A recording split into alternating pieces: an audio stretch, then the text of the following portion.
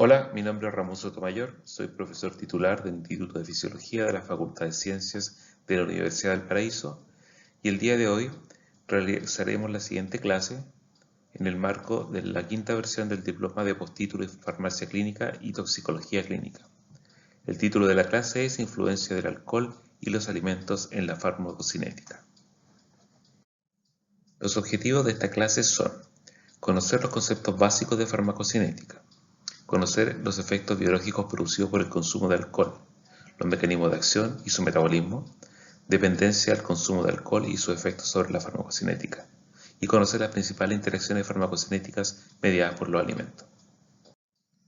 Para reconocer los conceptos claves de esta clase, debemos recordar aquellos conceptos asociados a la ruta de entrada y de efectos de cualquier xenobiótico, como lo son los fármacos y también el alcohol, o también los alimentos.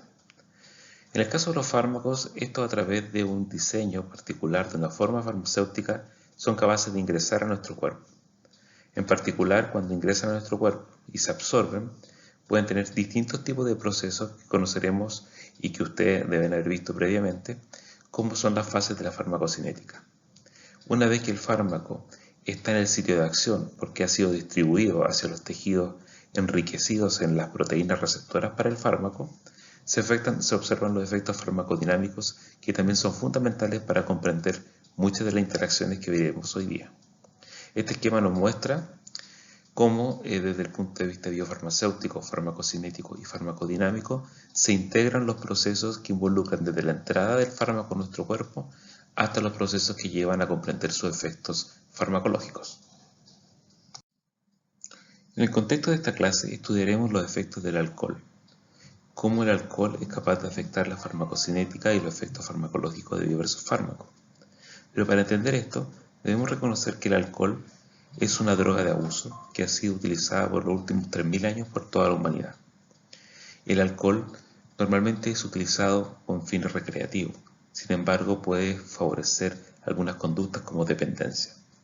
La Organización Mundial de la Salud ha estimado que prácticamente 2.000 millones de personas alrededor del mundo consumen alcohol y cerca de 76 millones de estas presentan desórdenes diagnosticables por el uso de alcohol. Por lo tanto, los efectos de la exposición de la humanidad y de la población en general a los efectos del alcohol son bastante estudiados en la literatura actual. Este trabajo que vemos en pantalla fue realizado por el grupo de la doctora Nora Volkow, quien es directora del NIDA, que es el Instituto de Investigación en Drogas de Abuso del NIH. La doctora Volkow ha estudiado los efectos que tienen las drogas de abuso a través de imagenología, especialmente de tomografía de emisión de positrones. En estas imágenes podemos observar en las figuras de arriba claramente la actividad cerebral de un individuo sano, el cual ha consumido un volumen de jugo de fruta, donde observamos que algunas zonas en particular, como por ejemplo las cortezas cerebrales, se activan por los azúcares, por ejemplo, que tienen el jugo de fruta. En este mismo contexto, el mismo individuo sometido al consumo de una dosis aguda de alcohol, equivalente a 0,75 gramos por kilo por vía oral, lo que podría ser 2 tragos largos, uno puede observar rápidamente una disminución de la actividad cortical, observándose menos colores amarillos y más colores verdes y azules. Esto nos está indicando que parte de los efectos farmacodinámicos del alcohol están mediados fuertemente por una depresión de la actividad del sistema nervioso. Como se mencionó anteriormente, a pesar que el alcohol es una droga ampliamente utilizada por la población y muy estudiada, todavía no se conoce completamente o no se ha dilucidado completamente su mecanismo de acción. Sin embargo, sí se han podido definir algunas propiedades farmacodinámicas específicas a través de ciertos sistemas de neurotransmisores. Por ejemplo, en este gráfico lo que vemos son las corrientes inhibitorias postsinápticas mediadas por la activación del receptor GABA. Aquí podemos observar, por ejemplo, que la administración de GABA genera una corriente inhibitoria postsináptica de esta intensidad, la cual se ve incrementada en amplitud cuando se administra una benzodiazepina. Lo mismo ocurre cuando se administra un barbitúrico y lo mismo ocurre cuando se administra una concentración de etanol. Por lo tanto, este y otros estudios han demostrado que parte de los mecanismos depresores del sistema nervioso central, mediados por alcohol, están por potenciar las corrientes inhibitorias mediadas por GABA. Esto es muy interesante porque esto da cuenta también de los efectos que se observan a altos consumos de alcohol, como por ejemplo la inhibición o el blackout o la pérdida de conciencia cuando una persona se intoxica por grandes consumos de alcohol. Por otro lado, otro sistema muy importante de neurotransmisores mediados por el ácido glutámico o glutamato, que es el principal neurotransmisor excitatorio que tiene nuestro sistema nervioso, también se ve afectado por etanol.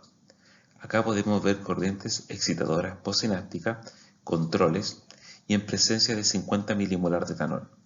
Como se puede observar, estas corrientes excitadoras se deprimen en presencia de etanol y luego, después de un washout, se puede observar una recuperación de estas corrientes. Por lo tanto, asociado a lo anterior, podemos decir que el alcohol promueve una mayor inhibición del sistema nervioso central y una disminución de la actividad excitadora. Además, como se mencionó, el alcohol es una de las drogas legales más utilizadas por toda la población. De hecho, el alcohol se conoce que sus propiedades reforzantes son capaces de promover dependencias que son muy difíciles de tratar. En este caso en particular, la dependencia al alcohol o alcoholismo se asocia principalmente a la activación de áreas del cerebro que producen la activación de neuronas dopaminérgicas del sistema de la recompensa. En particular, en este esquema lo que podemos observar son neuronas dopaminérgicas que están en el área tegmental ventral, las cuales al activarse liberan dopamina en el núcleo accumbens. Este efecto neuroquímico es importantísimo para las propiedades reforzantes que tiene el alcohol y otras drogas de abuso. En particular, el alcohol lo que hace es promover, a través de la liberación de beta-endorfinas en esta zona, en el área tegmental ventral, una inhibición del tono inhibitorio que tienen estas neuronas dopaminérgicas. En otra palabra, el alcohol inhibe a la inhibición. ¿Y esto qué produce? Produce que de manera dosis dependiente, de distintas cantidades de alcohol por vía intraperitoneal, por ejemplo, en un estudio realizado en animales, se observa un incremento significativo de los niveles de dopamina. Esto es muy importante porque esto da cuenta, cuando el consumo de alcohol es crónico, que se genera un efecto reforzante que puede llevar a la adicción a la droga. Ahora bien, lo que acabamos de ver corresponde en parte a los efectos farmacodinámicos del alcohol, que son muy importantes para entender también muchos de los efectos de interacciones que tienen con otros medicamentos. Por otro lado, como vimos anteriormente, también existe otra etapa muy importante de la farmacología, que es la farmacocinética. Esta etapa corresponde principalmente al análisis cuantitativo de todos aquellos procesos que se experimentan en nuestro cuerpo para modificar la cinética de los fármacos. Y en este caso en particular, los procesos de absorción, distribución, metabolismo y excreción de los fármacos son fundamentales para entender cuánta es la cantidad del fármaco que es capaz de llegar al sitio activo y producir un efecto farmacológico. Este esquema nos reduce, por ejemplo, la entrada de un xenobiótico como un fármaco a través de procesos de absorción, después su posterior distribución a través del sistema circulatorio, donde sabemos que los fármacos en general, cuando están en su forma libre, son los responsables de los efectos terapéuticos y tóxicos. También la depuración del fármaco de nuestro cuerpo mediada por biotransformación y eliminación. Entonces, en la siguiente diapositiva podremos poner en contexto las fases de la farmacocinética que son modificadas por el consumo de alcohol. La fase de absorción es muy importante para entender la entrada del alcohol a nuestro cuerpo. Por ejemplo, la vía más clásica de administración del alcohol es vía oral. Sin embargo, hay administraciones intravenosas, por ejemplo, para aquellos tratamientos de intoxicación por un alcohol menos común, que es el alcohol metílico. La característica que tiene el alcohol en cuanto a la absorción es que es una de las pocas sustancias, junto por ejemplo a gases como el oxígeno, el CO2, algunas hormonas de tipo esteroides, que puede difundir de manera simple a través de la membrana biológica. En este esquema de una microscopía electrónica podemos ver una membrana biológica donde observamos el espacio entre las células, observamos la bicapa de la membrana y cómo por ejemplo el alcohol es capaz de difundir.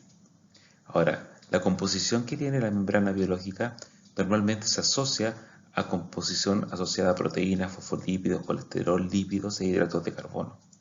Y por lo tanto, aquellas moléculas que son capaces de tener una difusión simple o pasiva, se puede observar que hay una velocidad inicial muy alta que genera concentraciones rápidas de la sustancia en ambos lados, o es decir, hacia el interior de la célula. Como mencioné hace un momento, la principal vía de absorción del alcohol es la vía oral. Y la vía oral es una vía que tiene varios tipos de relevos de información a través de órganos y distribución en nuestro cuerpo. Por ejemplo, a través de la vía oral, los xenobióticos, y en este caso, por ejemplo, el consumo de alcohol, ingresa al tracto gastrointestinal. El alcohol tiene una alta tasa de extracción hepática, ya que por el sistema de la vena portal, parte importante del consumo de alcohol que ha ingresado por el sistema gastrointestinal es depurado rápidamente por el hígado. Y esto es muy importante para lo que veremos más adelante, donde el principal metabolismo del alcohol es mediado por el sistema hepático. Fracciones de alcohol entonces que salen desde el hígado, posterior a esta extracción de primer paso, siguen por la vena hepática hacia la circulación sistémica. Aquí, por ejemplo, a través de la vena cava, ¿no es cierto?, es capaz de entrar, ¿no es cierto?, al corazón. Luego del corazón, a través de la arteria aórtica, se distribuye al resto del cuerpo.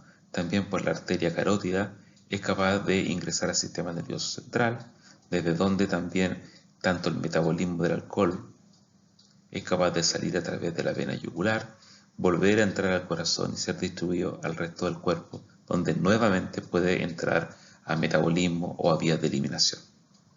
Por lo tanto, en este esquema clásico, podemos observar que el alcohol y la principal vía de consumo para la mayoría de la población es normalmente a través de la vía oral. La absorción del alcohol, así como de otros xenobióticos donde se encuentran también los fármacos, está muy asociada al concepto del vaciamiento gástrico, es decir, el enlentecimiento que pueda tener el estómago para permitir el tránsito del bolo alimenticio hacia los intestinos. En este caso en particular, por ejemplo, lo que observamos es una gráfica de concentración de etanol o alcoholemia versus el tiempo. Este es un estudio realizado en voluntarios sanos, los cuales estuvieron en situación de ayuno y luego fueron alimentados. Estos fueron aproximadamente 24 sujetos entre los 19 y los 27 años, con un promedio de peso de 77 kilos. Estos sujetos fueron sometidos a una dosis de alcohol, por ejemplo, de 0,3 gramos por kilo, y aquí observamos nosotros las curvas, por ejemplo, de alcoholemia, ¿no es cierto?, en el tiempo, que se producen en ayuna. Y podemos observar claramente que estas curvas de alcoholemia disminuyen significativamente frente a la misma dosis de etanol cuando se consume el etanol en presencia de comidas. Esto nos indica, en particular, que el alcohol ve retrasada su absorción cuando se consume con alimento y por el contrario, sus concentraciones o alcoholemias producidas son mucho más altas cuando se consume en ayuna. Esto va de la mano con las recomendaciones populares, ¿no es cierto?, que para tener menos efectos sedativos del alcohol es recomendable el consumo de esta droga o de este elemento, digamos, junto con las comidas. Otra importante fase farmacocinética corresponde a la distribución. La distribución principalmente es la posibilidad que tiene algún xenobiótico, y en este caso el alcohol, de distribuirse por todo nuestro organismo. En este esquema lo que podemos observar principalmente es que el alcohol, por ejemplo, va a ser distribuido a través del sistema circulatorio. Pero como mencionamos anteriormente, la facilidad que tiene para permeabilizar a través de membranas biológicas, ¿no es cierto?, para salir, por ejemplo, a través de las células endoteliales de los vasos sanguíneos hacia el líquido intersticial y luego ingresar, por ejemplo, al intracelular. Podemos observar que se va a distribuir en el tiempo prácticamente en todo el volumen corporal. El volumen corporal está formado principalmente por volumen intracelular y volumen extracelular. El volumen intracelular prácticamente corresponde a cerca de 28 litros para una persona de un peso promedio de 70 kilos, mientras que el volumen extracelular, conformado por el plasma y por el líquido intersticial, es principalmente cercano a los 14 litros. el cual se compone, ¿no es cierto?, aproximadamente en 10 litros de volumen intersticial de líquido y 4 litros aproximadamente de plasma. En total tenemos prácticamente un volumen corporal de 42 litros. En el contexto anterior de que el volumen corporal es cercano a 42 litros, se ha determinado que el volumen de distribución del alcohol aproximadamente es más o menos 0,6 litros por kilo para mujeres y 0,7 litros por kilo para hombres. Esto nos entrega que al ser un cálculo promedio de un peso cercano a los 70 kilos o 60 kilos en la mujer, prácticamente el volumen de distribución del alcohol es similar o muy similar al volumen de agua corporal de 42 litros. Esto nos indica entonces que prácticamente el alcohol se distribuye en todos los compartimentos de nuestro cuerpo. Acá arriba nosotros podemos ver la fórmula de alcoholemia, donde se mide la concentración de alcohol en sangre en gramos por litro, el cual puede ser calculada por la dosis de alcohol consumida, por el peso en kilogramos de la persona y por su volumen de distribución. Además, esta dosis de alcohol consumida está asociada, por ejemplo, a la graduación alcohólica que tiene el brebaje, que también puede estar dogmáticamente calculada por grados o por volúmenes, por el volumen consumido, por la densidad del alcohol dividido por 100. La gráfica que nos muestra acá la concentración de alcohol en sangre o alcoholemia versus el tiempo se caracteriza por fases que involucran un proceso ascendente de absorción, un proceso steady state o estable de distribución, posterior metabolización y eliminación.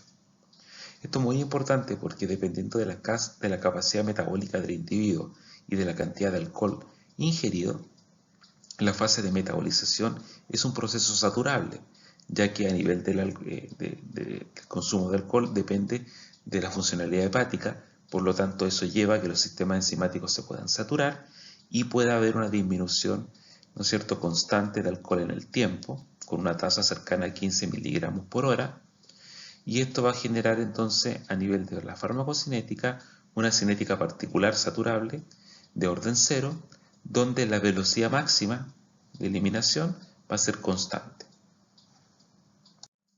Otro proceso farmacocinético clave para el alcohol corresponde a la biotransformación o metabolismo.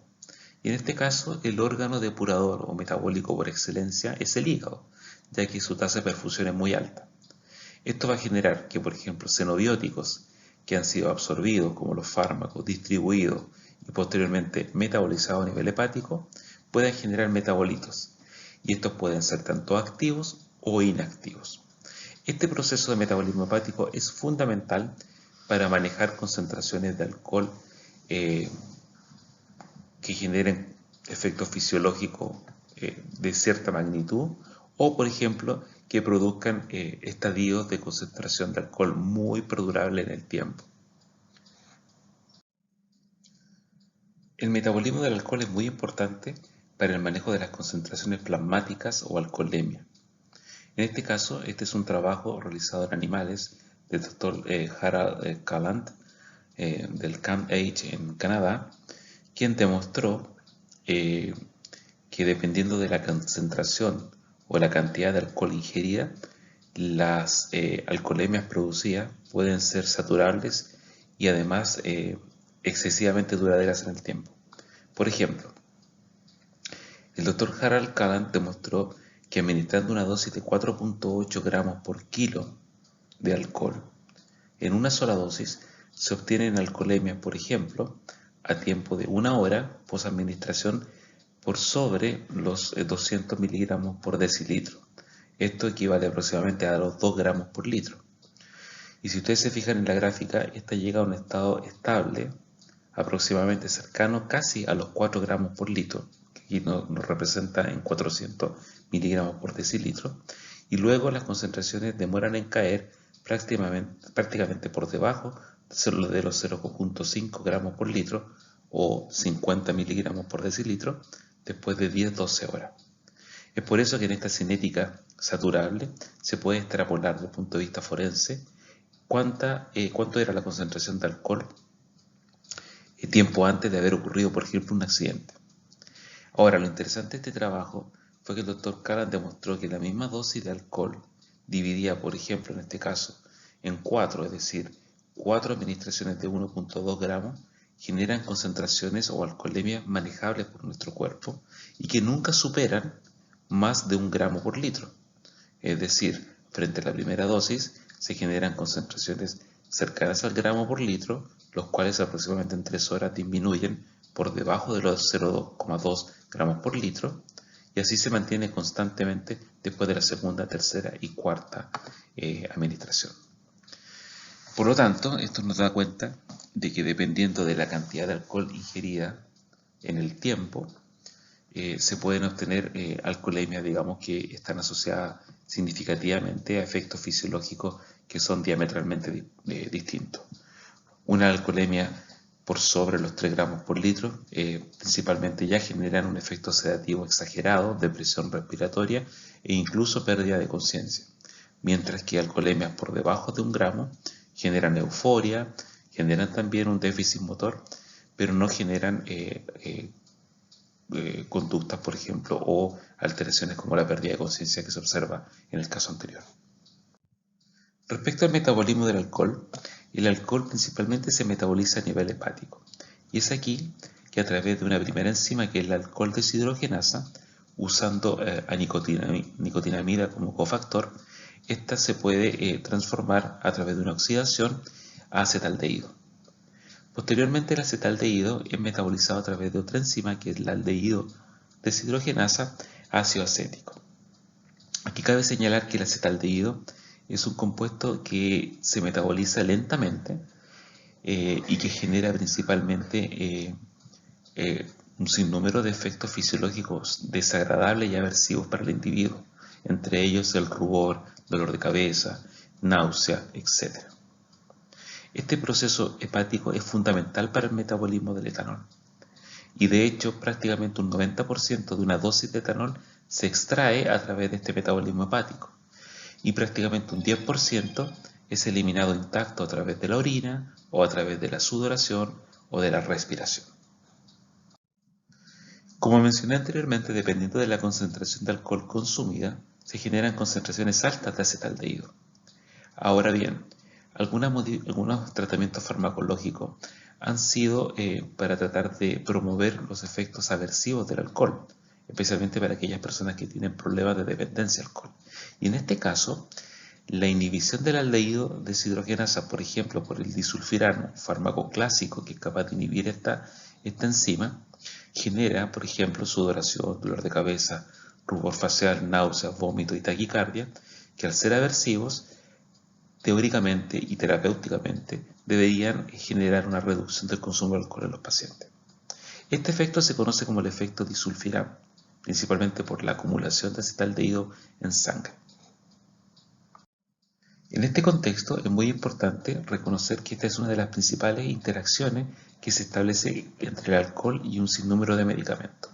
En esta tabla de este trabajo publicado en el año 1999 se resume de manera muy importante aquellos fármacos con los cuales se ha podido establecer lo que se conoce como el efecto disulfirano, es decir, el consumo concomitante de alcohol con alguno de estos fármacos puede generar este flashing, la náusea, el vómito, la sudoración después del consumo de alcohol. Se ha observado, por ejemplo, con algunos analgésicos antiinflamatorios no esteroideos como la fenacetina o la fenilbutazona. Actualmente la fenilbutazona no se utiliza en humanos, principalmente es un fármaco antiinflamatorio muy poderoso, utilizado principalmente en veterinaria. También se ha observado con antibióticos, por ejemplo, del tipo cefalosporínicos, como cefamandol, cefoperazona, cefotetán, con cloranfenicol, con grisofulvina, con isoniazida, con metronidazol, nitrofurantoína, sulfametoxazol o sulfisoxazol. Con todos ellos se ha descrito también un efecto de reacción tipo disulfirano. También con medicaciones utilizadas para el tratamiento cardiovascular, principalmente con nitratos, que son poderosos vasodilatadores, entre ellos, por ejemplo, con dinitratos de isosorbide o con nitroglicerina, y también con medicamentos para el tratamiento de la diabetes, especialmente como sulfonilureas, también conocida como secretagogos de insulina, donde tenemos la clorpropamida, una sulfonilurea de primera generación que prácticamente ya no se utiliza, con gliburida, con tolasamida o con tolbutamida. Todos estos fármacos y algunos otros que no están listados en esta tabla, en el uso concomitante con alcohol, generan esta reacción tipo disulfiram. Y esta sería una de las primeras interacciones de interés farmacológico en pacientes. Ahora bien, es muy importante reconocer que una persona que se encuentra en tratamiento para dejar de consumir alcohol, por ejemplo con disulfiram, busca generar, en caso de consumo de alcohol, el efecto disulfiram. Pero también, por ejemplo, el tratamiento con algunos medicamentos, como los que les mencioné anteriormente, puede estar asociado a un efecto disulfiram, principalmente cuando hay un consumo de alcohol involuntario, es decir, consumo de alcohol en alimentos donde el individuo no está consciente de que está consumiendo cantidades de alcohol. Esta tabla, por ejemplo, del mismo trabajo anterior, nos representa como un sinnúmero de sustancias, por ejemplo, que se venden ya sea con prescripción o que están sobre el mesón, que son OTC, tienen concentraciones de alcohol. En este caso, por ejemplo, soluciones orales de cimetidina, soluciones orales de ciclosporina, por ejemplo, elixir de digoxina, enjuagatorios bucales como el Listerine y Colmint, también, por ejemplo, Oral-B, Plax, etc. Y otros sinnúmero de fármacos, principalmente formulados para ser administrados por vía oral en forma farmacéutica líquida, tienen distintos porcentajes de alcohol. Por lo tanto, es importante reconocer, y como información, ¿no es cierto?, a los pacientes, de que aquellos pacientes que estén con tratamiento con disulfiram, con un pellet, por ejemplo, implantado de disulfiram, deben tener mucho cuidado con aquellos fármacos que tienen como excipiente alcohol. Y también con alimentos. Se ha determinado que muchos productos que tienen que ver, por ejemplo, con fermentaciones, por ejemplo, picles, por ejemplo, mostaza, tienen tasas importantes de ácido acético y de alcohol, que pueden incluso, dependiendo de la cantidad consumida, generar en un individuo una reacción tipo disulfiram. Ahora bien, en el hígado también existe, como sabemos, un sinnúmero de enzimas que son encargadas de metabolizar a los fármacos. Estas enzimas se conocen como las enzimas del citocromo P450. Normalmente estas enzimas metabolizadoras están ubicadas en las mitocondrias y en las membranas de los retículos endoplásmicos liso y rugoso de las células del hígado, los hepatocitos. Estos citocromos están conocidos, o se conocen, por ejemplo, por sus familias, que son las familias 3, 2, 1, las cuales a su vez están divididas en subfamilias, como la 3A, ¿no es cierto?, la 2C, la 2D, la 2A, la 2E, y en isoformas como la 2D6, la 2A6, la 3A4, que son las que están y han sido determinadas que cumplen un rol fundamental en el metabolismo de los fármacos. Entre ellas, por supuesto, las más importantes, el citocromo 3A4 y también los citocromos, ¿no es cierto?, 2C. En este caso en particular, podemos observar cómo el alcohol puede afectar, por ejemplo, a las enzimas que les mencioné, que son metabolizadoras provenientes del citocromo P450. Por ejemplo, en la situación A nos encontramos en una situación en ausencia de alcohol, donde una droga, en particular un fármaco, puede ser metabolizada por el citocromo, ¿no es cierto?, y producir un metabolito. Y este metabolito puede ser excretado. Tenemos la posibilidad de que el metabolito de la droga sea inactivo y se excrete de manera inactiva en un porcentaje importante, o también podemos tener que el metabolismo hepático genere para aquellos fármacos que se conocen como prodrogas un metabolito activo. La situación B es la situación en la cual se habla del consumo moderado de alcohol. Este no es un consumo crónico, es un consumo que puede ser agudo, recreacional, donde el individuo va a consumir una cierta cantidad de alcohol en un periodo de tiempo adecuado, por ejemplo, y por lo tanto va a generar un efecto sobre las enzimas metabolizadoras por el consumo moderado de alcohol. Normalmente en esta situación el alcohol tiene un efecto que es en disminuir o inhibir a las enzimas citocromales. Por lo tanto, en este caso en particular, esta interacción lleva a que la droga parental se metabolice menos, haya un menor metabolismo de la droga y una menor excreción. Si esta droga es activa y su metabolito es inactivo, lo que va a hacer en este consumo moderado del alcohol es que va a aumentar el tiempo de vida media, la duración de efecto de la droga, porque se ha reducido su tasa metabólica y su eliminación. Sin embargo, en aquellos pacientes, por ejemplo, que son consumidores crónicos, ¿no es cierto?, quienes se encuentran, por ejemplo, en estado de sobriedad, se ha observado que el consumo de alcohol en esta situación crónica lleva a una inducción de las enzimas citocromales. Por lo tanto, por ejemplo, en este caso, la droga va a tener una mayor tasa de metabolización por inducción de los citocromos, lo que genera una mayor concentración de metabolitos y una mayor excreción. Si consideramos que la droga es activa y su metabolito es inactivo, eso nos va a llevar a una reducción del efecto farmacológico de la droga, porque el alcohol en los usuarios crónicos estaría generando esta condición de inducción citocromal. Por el contrario, si esta es una prodroga y la droga y su metabolito es el activo, en esta situación de un usuario crónico de alcohol, la inducción citocromal va a llevar en esa particularidad a un efecto farmacológico aumentado por aquel metabolito que es activo. Finalmente, otra de las interacciones a través de cambios en la actividad de las enzimas citocromales está asociada, por ejemplo, en usuarios crónicos de alcohol, pero que se encuentran ahora en estado de intoxicación. Y en este caso, se produce un efecto muy similar al que observamos con el consumo moderado de alcohol. Es decir, en esta situación el alcohol actúa inhibiendo a las enzimas citocromales, lo que lleva a una reducción del metabolito y una reducción de la excreción de los metabolitos. Este tipo de interacciones son muy comunes en el consumo de alcohol con fármacos y también si este consumo de alcohol se asocia a un consumo agudo o moderado o a un uso crónico en los pacientes.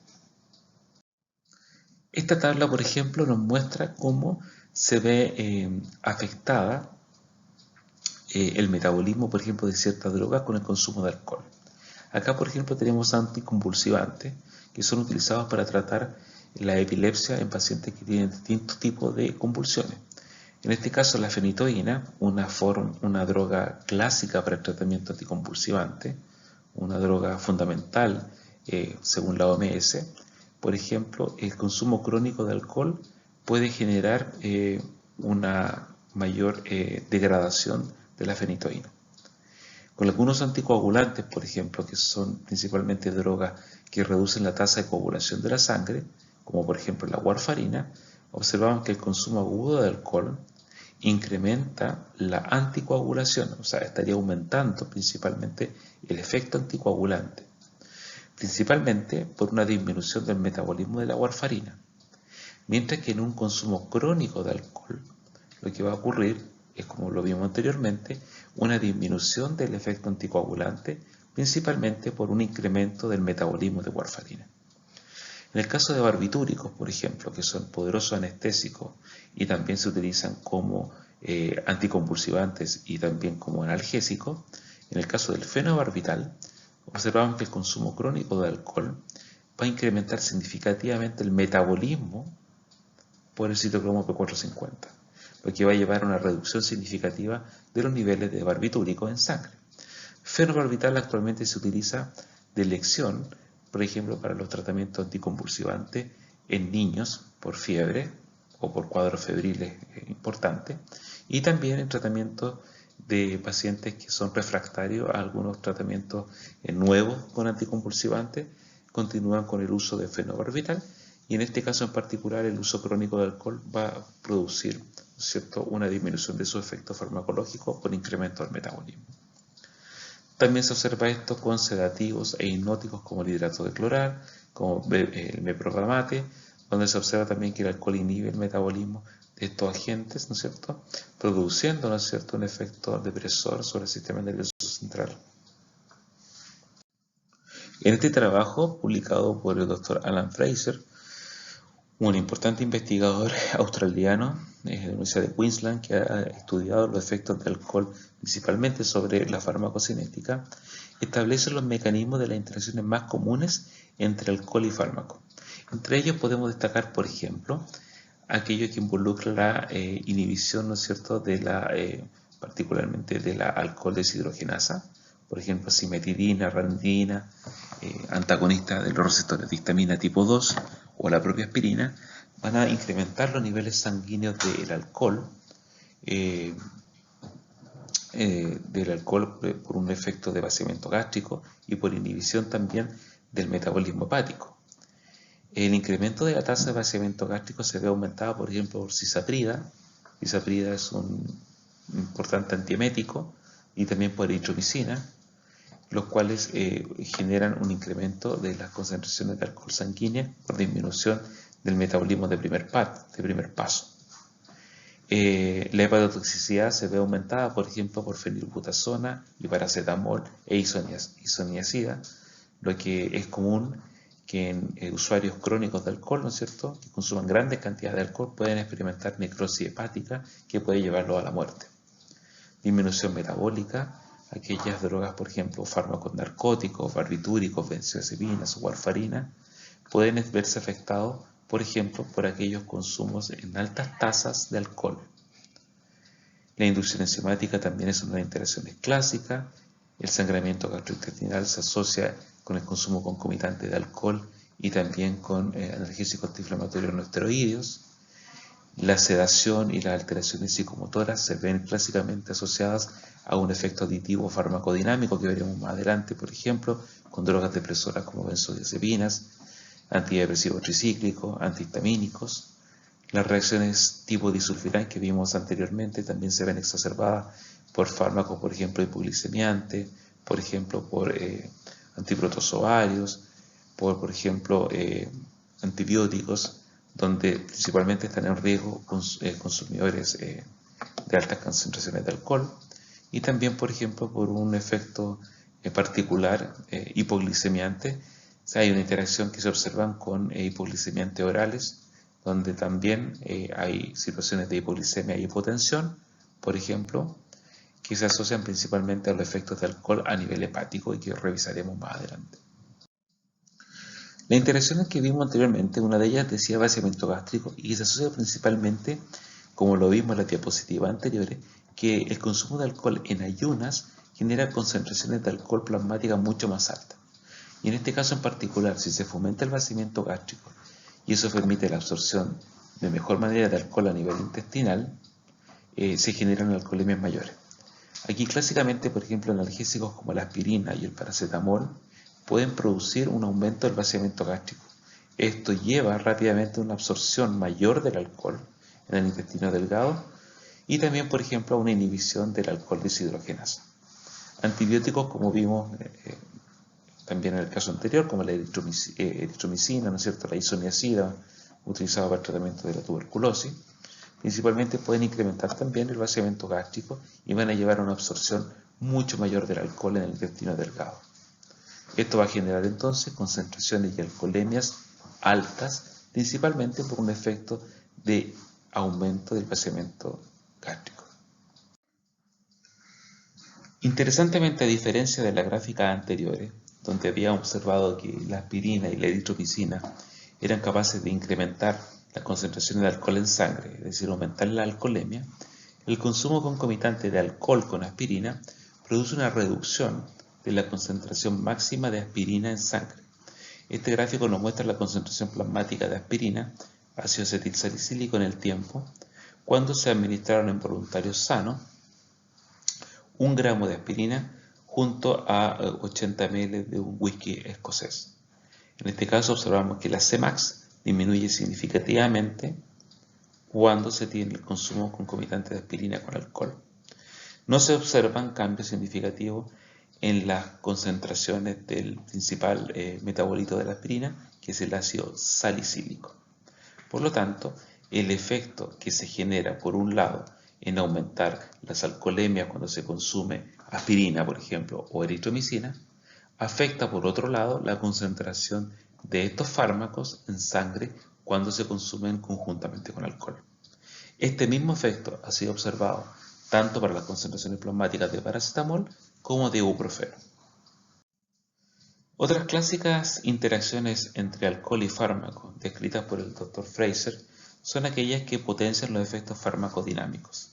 En este caso, por ejemplo, tenemos el caso de las benzodiazepinas, donde muchas de ellas, como el prazolam, clordiazepóxido, clonazepam, se ven incrementados los efectos sedantes de estos agentes cuando se consumen concomitantemente con alcohol. Esto lleva, por ejemplo, a somnolencia, sedación y disminuciones de la habilidad motora. Por otro lado, antihistamínicos, fármacos utilizados para el tratamiento de alergias, histamínicos de tipo H1, difenidramina, clorfeniramina, clemastina, hidroxicina, etc., también ven incrementados los efectos sedativos sobre el sistema nervioso central cuando se consumen concomitantemente con alcohol. Y cabe señalar que son mucho más pronunciados cuando se administran en pacientes ancianos. Otra interesante interacción farmacodinámica se observa con el efecto del uso concomitante de alcohol y hipoglicemia oral. En este caso, como vimos anteriormente, el alcohol se metaboliza por la alcohol deshidrogenasa acetaldehído, la cual después a través de la acetaldehído deshidrogenasa se transforma en ácido acético. En estos pasos de oxidación, la nicotinamida, ¿no es cierto?, se transforma a su forma reducida, principalmente a lo que conocemos, ¿no es cierto?, como nicotinamida adenina dinucleótido o NADH. Este NADH normalmente genera a nivel hepático una inhibición de la gluconeogénesis, es decir, la formación de nuevas moléculas de glucosa, inhibe la oxidación de grasa, que es fundamental también para la formación de moléculas de glucosa, y estimula también la síntesis de algunas grasas. Esto sin duda es capaz de promover fuertemente un cambio significativo, por ejemplo, en un proceso que es fundamental para restituir los niveles de glucosa plasmático cuando estos están disminuidos, que es la gluconeogénesis. Por lo tanto, si se usa concomitantemente un fármaco que reduce los niveles de glucosa, se pueden producir cuadros de hipoglicemia. Y se observa, por ejemplo, que el uso concomitante de alcohol con antidiabéticos, como por ejemplo clopropamida, glipizina, gliburida, tolbutamida, metformina, pueden llevar principalmente en pacientes diabéticos a incrementar el riesgo de disminución de los niveles de azúcar plasmática, ¿no es cierto?, de glicemia, que pueden llevar a una hipoglicemia que para los pacientes diabéticos pueden ser graves. En el caso principalmente de clopropamida, Gliburide es la marca o el DCI internacional para la glibenclamida. Además pueden generar reacciones tipo disulfiram en los pacientes. En el caso particular con metformina, se puede producir el uso concomitante de metformina con alcohol, un incremento de la formación de ácido láctico, el cual es una de las reacciones adversas más graves para el consumo de metformina.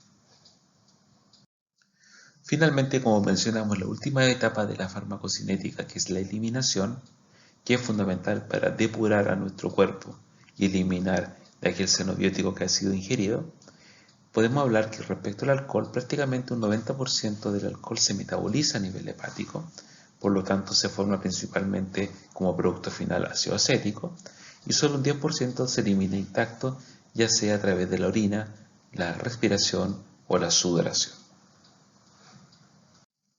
En resumen, las interacciones que podemos observar entre alcohol y fármacos son interacciones muy importantes, dan cuenta del consumo y las cantidades de alcohol que el paciente puede tener, de su consumo si es crónico, si es agudo, si es recreacional, y los fármacos que concomitantemente está utilizando. Como recomendación general, sabemos que no es recomendable consumir fármacos con alcohol. Sin embargo, muchos pacientes que tienen usos crónicos de fármacos antihipertensivos, hipoglicemiantes, ¿no es cierto?, el consumo de alcohol debe ser moderado, porque incremento en el consumo de alcohol puede llevar a cuadros importantes, por ejemplo, de hipoglicemia.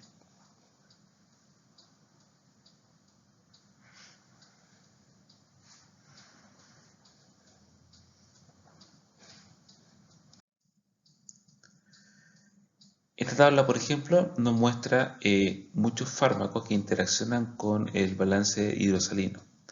Por ejemplo, algunas drogas como la carbamazepina, un antiepiléptico utilizado también para las neuropatías, diuréticos de acídico, ¿no es cierto?, son capaces de afectar los niveles de sodio, lo mismo que la lactulosa, lo que puede llevar a condiciones de hiponatremia. Anfotericina B, diuréticos, corticosteroides, también algunas penicilinas antipseudomónicas pueden afectar los niveles plasmáticos de potasio, generando hipocalemias secundarias que pueden llevar a una pérdida importante de potasio por vía renal. Dimetropina también puede afectar los niveles de potasio, al igual que la heparina. Por otro lado, foscarnet puede afectar los niveles de calcio, generando hipocalcemias secundarias que pueden generar, ¿no es cierto?, complejación a nivel plasmático del calcio ionizado. Antiácido o el superalfato pueden afectar los niveles de fósforo, y diuréticos como anfotericina B también, ciclosporina y otros antibióticos como los aminoglicósidos pueden generar hipomagnesemias secundarias que también se asocian principalmente a eliminación renal de magnesio. Todo este cambio en los niveles hidrosalinos pueden afectar, dependiendo de la intensidad que generen, cambios tan relevantes como, por ejemplo, la función cardiovascular, la función muscular, incluso la función del sistema nervioso central. Otra interacción muy documentada en la literatura es la interacción que tienen algunos fármacos con algunos alimentos, como por ejemplo el jugo de pomelo, ¿no es cierto?, el grapefruit. El jugo de pomelo se caracteriza por tener compuestos que han demostrado afectar la función de los citocromos. En este caso, la naringinina o, ¿no es cierto?, la hidroxibergamotina son dos compuestos que son capaces de actuar inhibiendo principalmente el citocromo 3A4, pero principalmente son capaces de inhibir la función de la expresión y actividad de las enzimas citocromales que se observan en el intestino delgado, más que afectar a la función microsomal hepática. De hecho, se ha demostrado que particularmente el jugo de pomelo principalmente se caracteriza por inhibir selectivamente al citocromo 3A4 que se encuentra en la parte apical de los enterocitos. ¿Qué implicancias tiene esto? Alguna de estas implicancias ha demostrado, por ejemplo, en este trabajo publicado en British Journal Clinical Pharmacology en el año 1998, que el jugo de pomelo afecta significativamente los niveles, por ejemplo, de fármacos. En este caso en particular, se ha observado, por ejemplo, que el jugo de pomelo es capaz de inhibir significativamente el metabolismo de un importante antihipertensivo de segunda generación, inhibidor de canales de calcio, como ferodipino, donde se observa que se incrementan las concentraciones plasmáticas de ferodipino cuando se consumen concomitantemente con jugo de pomelo. En los cuadros negros observamos el consumo de jugo de pomelo, 350 ml, junto a una dosis regular de tratamiento antihipertensivo de 5 miligramos de ferodipino. En los cuadros blancos se observa la misma situación en el consumo de ferodipino solamente con agua. Además, también en esta gráfica podemos observar las áreas bajo la curva de distintos fármacos y su concentración máxima. La que está más destacada en negrita nos muestra que hay un cambio significativo en su área bajo la curva y por supuesto en su concentración máxima cuando estos fármacos son concomitantemente usados, por ejemplo, con jugo de pomelo. Eso pasa con antivirales como saquinavir, con antihipertensivos como nicardipino, nitrendipino, ferodipino, también con la ciclosporina, con nifedipino, con amlodipino. Entonces, por lo tanto, hay una significativa interacción que lleva a un incremento significativo del área bajo la curva, ¿no es cierto?, y de la concentración máxima de estos fármacos cuando se consume concomitantemente, por ejemplo, jugo de pomelo junto con los fármacos descritos en la tabla. Para finalizar, este trabajo publicado en el año 2021 resume en una tabla muy amplia, acá está solamente resumido algunos ejemplos, cómo otros potenciales ingredientes de los alimentos son capaces de afectar potencialmente a través de mecanismos bien detallados la acción, por ejemplo, de fármacos que son anticoagulantes orales. Por ejemplo, el ácido alfa-lipoico, que se observa, por ejemplo, en salsa de tomates, por ejemplo, exhibe un efecto antiplaquetario y potencialmente puede incrementar un riesgo de sangrado por anticoagulante. Apigenina, que se encuentra, por ejemplo, en la manzanilla, en la manzanilla de camomilla, oficinales, se puede observar una inhibición de los citocromos P450, isoformas 1A2, 2C9, 2C19, 3A4. También se puede ver afectada la glicoproteína B, y eso puede llevar potencialmente a incremento de las concentraciones de los anticoagulantes orales, potencialmente riesgo de sangrado, junto en el uso concomitante con los anticoagulantes. La curcumina, ¿no es cierto?, cuya sustancia proviene principalmente de la cúrcuma longa, ¿no es cierto?, un excipiente y una especie utilizada en los alimentos por mucho tiempo, digamos, también utilizada como un poderoso antiinflamatorio. También tiene un efecto inhibitorio de la actividad del citocromo P450. La mangiferina, principal componente terapéutico del mango, también tiene un efecto inhibitorio del citocromo P450. Resveratrol, proveniente de la vitis vinífera, ¿no es cierto?, de la uva, también se caracteriza por tener un efecto importante sobre la inhibición del citocromo P450. Por ejemplo, el ácido valerénico, que es un importante componente de la valeriana oficinal, una planta que se utiliza en infusiones, por ejemplo, para también tratar trastornos de ansiedad, también tiene un efecto importante sobre la inhibición de citocromos hepáticos. En resumen, en esta tabla ustedes pueden encontrar prácticamente más de 40 potenciales ingredientes de alimentos que pueden afectar significativamente y específicamente los efectos de anticoagulantes orales. Finalmente, quiero resumir que las interacciones farmacológicas entre el alcohol y los fármacos son de distinto tipo. Pueden ser farmacocinéticas afectando las concentraciones de alcohol, farmacocinéticas afectando las concentraciones de medicamentos, farmacodinámicas afectando la funcionalidad del alcohol y farmacodinámicas afectando también o potenciando los efectos de los fármacos. A nivel de interacciones farmacológicas entre alimentos y fármacos, son mucho menos estudiadas que las que se observan con alcohol y fármaco, pero van a depender también de la bioacumulación de nutrientes específicos que pueden afectar los efectos de los fármacos a través, como vimos recientemente, de modificaciones tanto farmacocinéticas como farmacodinámicas. Espero que esta clase haya sido satisfactoria y también por correo electrónico estaré atento a cualquiera de las consultas que ustedes tengan. Muchísimas gracias.